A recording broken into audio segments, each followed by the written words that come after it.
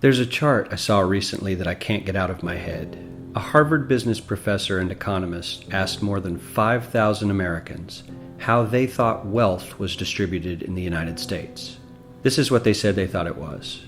Dividing the country into 5 rough groups of the top, bottom, and middle 20% groups, they asked people how they thought the wealth in this country was divided. Then he asked them what they thought was the ideal distribution, and 92%, that's at least 9 out of 10 of them, said it should be more like this. In other words, more equitable than they think it is. Now that fact is telling, admittedly, the notion that most Americans know that the system is already skewed unfairly. But what's most interesting to me is the reality compared to our perception.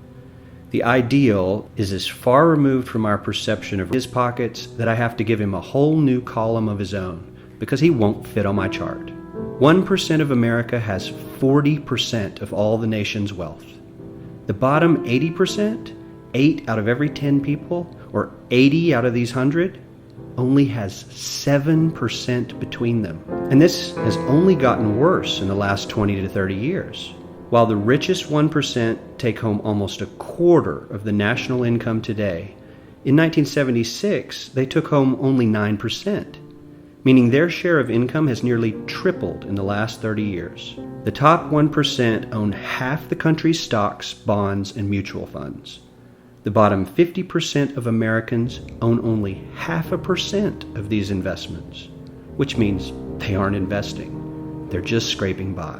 I'm sure many of these wealthy people have worked very hard for their money. But do you really believe that the CEO is working 380 times harder than his average employee? Not his lowest paid employee, not the janitor, but the average earner in his company. The average worker needs to work more than a month to earn what the CEO makes in 1 hour.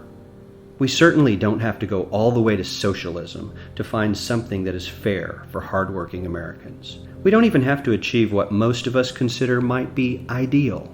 All we need to do is wake up and realize that the reality in this country is not at all what we think it is.